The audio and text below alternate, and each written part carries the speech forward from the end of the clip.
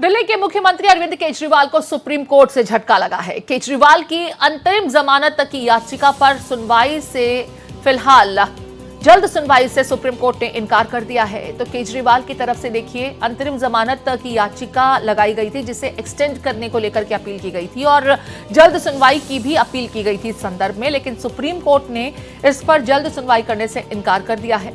अंतरिम जमानत 7 और दिन बढ़ाने को लेकर के याचिका दाखिल की गई थी केजरीवाल की तरफ से। खराब स्वास्थ्य का हवाला दिया गया था, कुछ जांच कराने की बात कही गई थी, लेकिन सुप्रीम कोर्ट ने मामले में जल्द सुनवाई से फिलहाल इनकार कर दिया है। तो दिल्ली के मुख्यमंत्री अरविंद केजरीवाल को सुप्रीम कोर्ट से बड़ा झटका लगा है। केजरीवाल की तरफ से कल एक याचिका सुप्रीम कोर्ट में दाखिल की गई थी जिसके तहत 7 और दिन उनकी अंतरिम जमानत की अवधि बढ़ाने की अपील की गई थी, लेकिन कोर्ट ने मामले में जल्द सुनवाई से फिलहाल इनकार कर दिया है।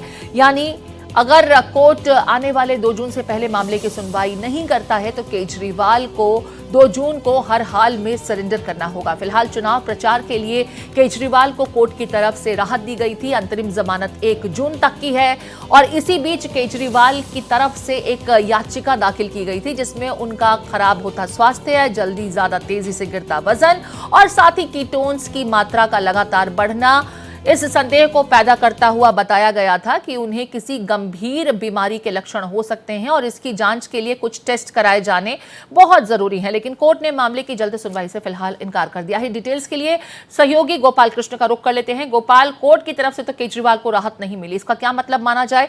केजरीवाल को अब 2 जून को हर हाल में सरेंडर करना होगा। देखिए प्रीति, जिस बेंच के समक्ष मेंशनिंग की गई थी केजरीवाल के वकील द्वारा, वह बेंच इस मामले की सुनवाई नहीं कर रही है। यही कारण है कि जस्टिस जेके महेश्वरी की बेंच ने सवाल उठाया और कहा कि जब जस्टिस दीपांकर दत्ता की बेंच मामले की सुनवाई कर रही थी और बेंच बैठी हुई थी, उस दौरान आपने मेंशनिंग क्यों नहीं किया बढ़ाने को लेकर के। अब चूंकि आपकी नई अर्जी है, इसलिए इस अर्जी को सीजीआई के पास भेजा जा रहा है। सीजीआई सूचीबद्ध करेंगे और तय करेंगे कि इस मामले में कब सुनवाई होनी चाहिए।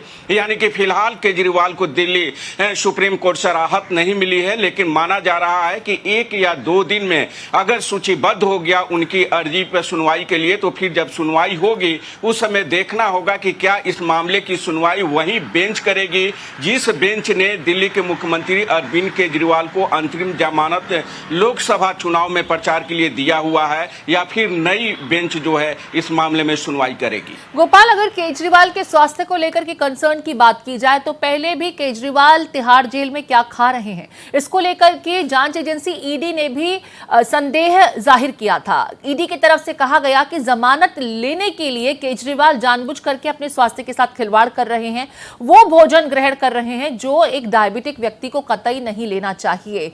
हालांकि इसको लेकर कोर्ट में पहले भी सुनवाई हुई थी। क्या हेल्थ ग्राउंड पर जो याचिका दायर की गई है उसे कोर्ट इतनी गंभीरता से लेगा कि इसे जल्द सुनवाई योग्य समझा जाए और मामले को कंसीडर करते हुए केजरीवाल को फौरी राहत देने के प्रयास किए जाए? जी बिल्कुल सही सवाल है प्रीति। जरूर सुप्रीम कोर्ट इस मामले में मेडिकल रिपोर्ट तलब करेगा और मेडिकल रिपोर्ट के आधार पर ही कोर्ट आगे तय करेगा कि क्या यह याचिका या ऐसा रिपोर्ट है जो अंतरिम जमानत की अवधि बढ़ाने लायक है या अंतरिम जमानत की अवधि बढ़ाना जरूरी है। अगर कोर्ट को लगता है कि इस तरीके की कंडीशन नहीं है कि अंतरिम जमानत की अवधि को बढ़ाया जाए, तो फिर कोर्ट केजरीवाल की अर्जी को खारिज कर सकता है और 2 जून की जो तारीख तय की गई है सरेंडर की, उस 2 जून को इन्हें सरेंडर करना पड़ेगा। कोर्ट को लगता है कि नहीं अवधि बढ़ाई जा सकती है तो मेडिकल रिपोर्ट के आधार पर कोर्ट जो है वो इसका आदेश दे सकता है। ठीक है, बने रहिए गोपाल, अगली खबर पर भी आपसे प्रतिक्रिया चाहेंगे।